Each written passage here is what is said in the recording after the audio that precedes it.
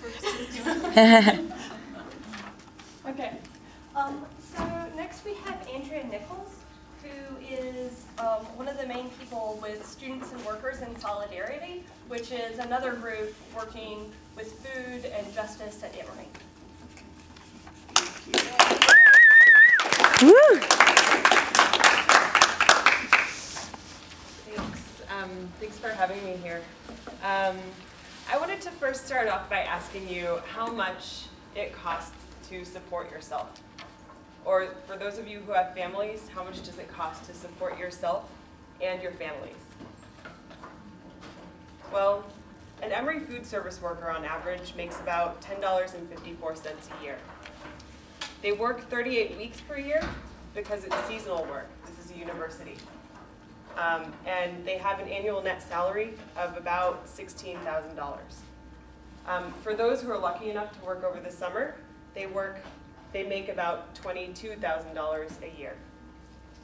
This is still below the federal poverty line of a family of 4.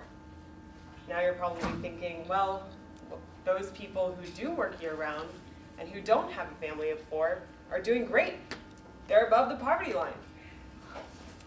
Well, you might have heard about Students and Workers in Solidarity. If you haven't, I wanted to talk a little bit about what we're doing and what we're about. You might have seen some of these buttons around campus, or workers at the Duck wearing buttons as well.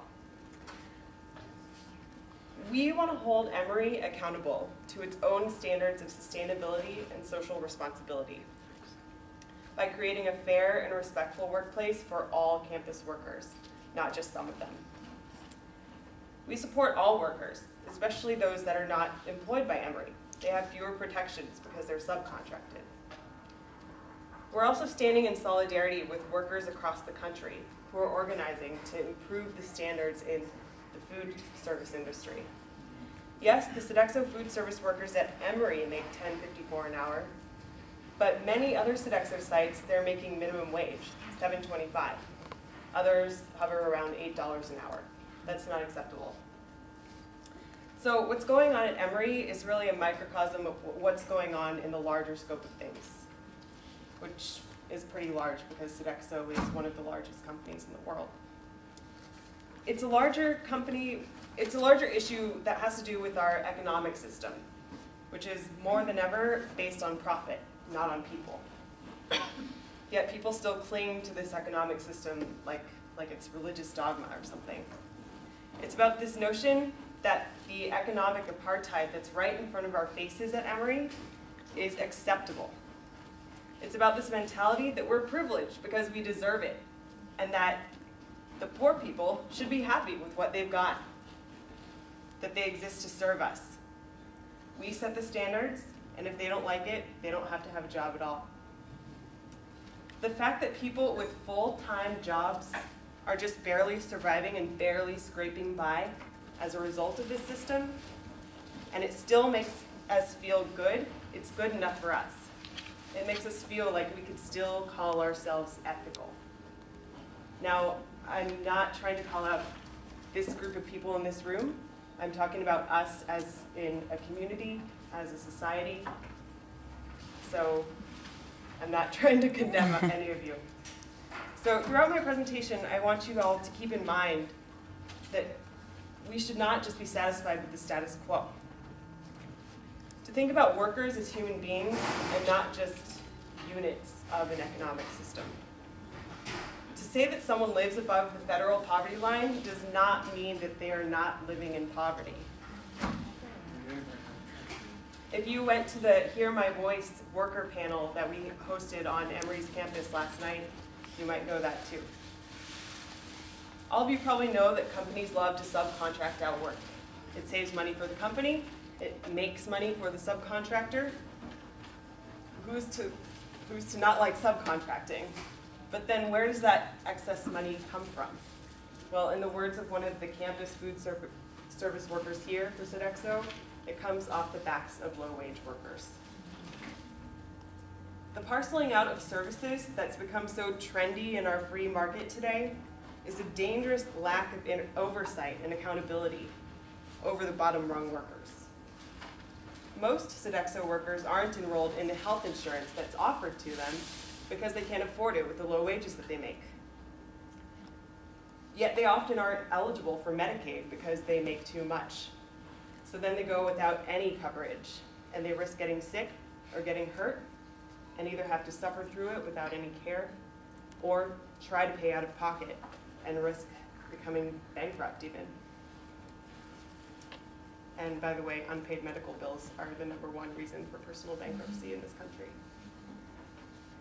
Last night at the worker panel, one worker spoke about her husband and how he got sick in May, which is right around when the school year ends. He was sent to the hospital, and that was right when her insurance got cut off.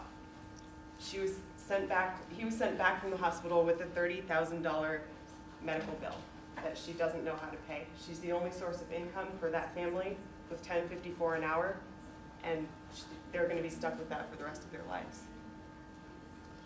And speaking of being sick, Sodexo workers are allotted sick days to take off work when they're sick. But we've heard reports from workers who actually are reprimanded for doing so, or are put at the bottom of the scheduling priority list.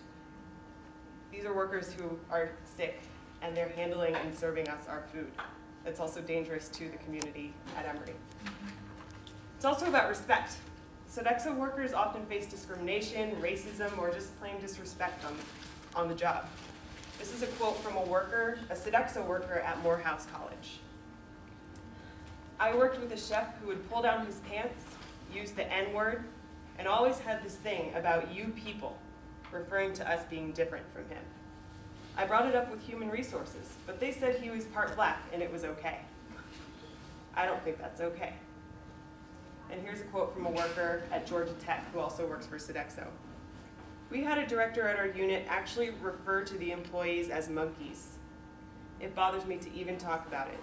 I went to human resources to report a complaint. I don't know if they ever did an investigation." Now, thankfully, I haven't heard of any of this going on at Emory, and that's great.